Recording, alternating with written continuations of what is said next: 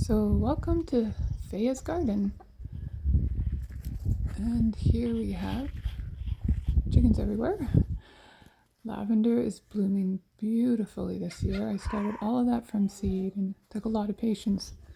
That's probably about 3 years old, that lavender, and just doing fantastic. A lot of hascap bushes we planted here, although the chickens ate them, so we might have to move those. And here's chickens dust bathing, one of their favorite things to do on a hot day. Keeps them clear of mites and lice and everything and bugs. Here's one of our chicken runs that we're working on, getting it ready for winter actually.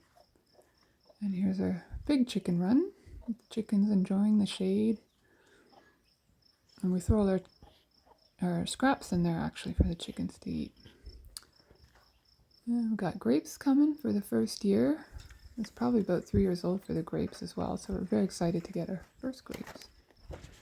Welcome to the vegetable garden. It's just booming this year. We've had so much rain, consistent rain, so everything's growing well. And you can see all the garlic there on the right, almost ready to go. And got green onions that are ready to harvest. These are scarlet runner beans. Absolutely fantastic plant. I highly recommend you grow them. Sugar snap peas are super abundant right now, so we're going to have to harvest them all and freeze them and do stuff with them. And you can see the asparagus here. Actually, this is asparagus in its later season, gathering energy, getting ready for next year. And we've got the corn coming up, sweet corn. We hope to enjoy it this year and not give it to raccoons. These are fava beans, absolutely delicious, big buttery beans, so delicious. You see the pods there; they're almost ready to harvest. And also got cucumber plants growing in between the fava beans. You'd think there wouldn't be enough sun, but actually it works really well. It's surprising how much plants you can kind of pack in together. And you see here companion planting. So I got onions along the sides of the tomato plants, and marigolds, French marigolds, which are supposed to be very good for attracting beneficial insects and keeping away bad guys, and basil there too with the tomatoes.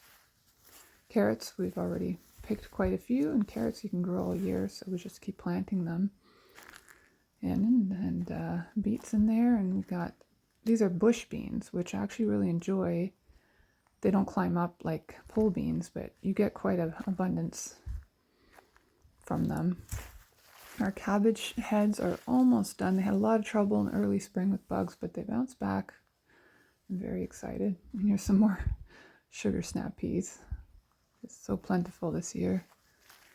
That's a celery, coming up pretty good. And look at the beautiful kale. Look at all the different colors. I just love it. For a nice kale salad, mix all those colors in there. That's bioflavonoids right there. Look at that. Look at that color. That deep purple is supposed to be full of bioflavonoids. Look at the cabbage heads coming. These are going to be huge. These are Savoy cabbage, one of my favorite cabbages, and I hope to make lots of kimchi this year.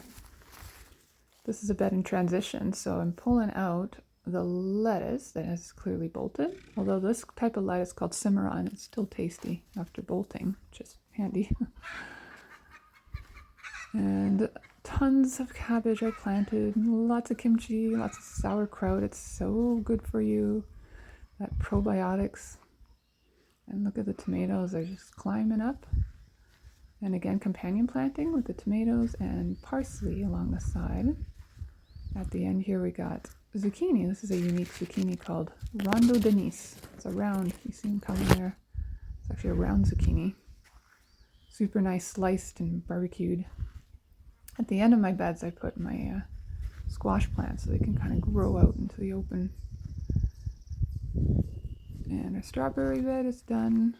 Pretty much done for the year. Here's our onions, our bulbing onions, which are doing well. They survived a bit of attack of allium leaf miner, but bouncing back and starting to bulb up.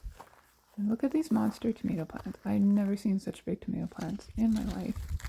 Look at the stems. They're just huge. And I'll attribute that to a really good compost. and really good wood chips. Lots of wood chips on top. These are something I tried this year.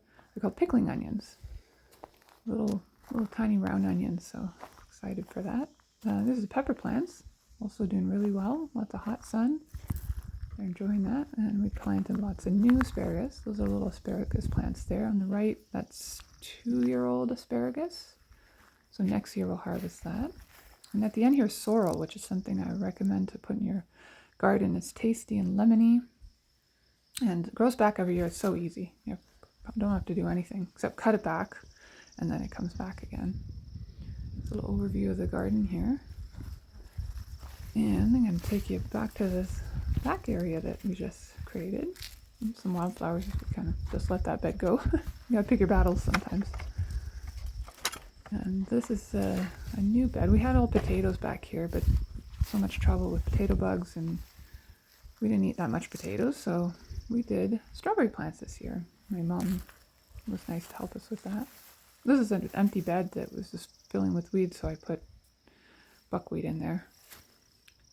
And around the strawberries is actually called pine mulch. And this is just dead pine leaves that we collected from below some of our many pine trees. We got a lot of pine trees here in the Quebec woodland. So this was free. It came from the land. And put around the strawberries. They love it. It actually makes the soil a little bit acidic, which is perfect for strawberries, blueberries.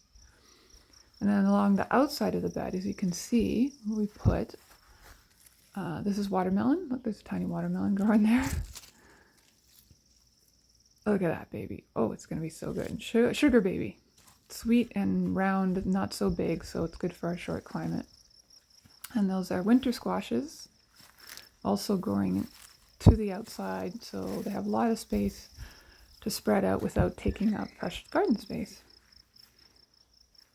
And they're doing quite well.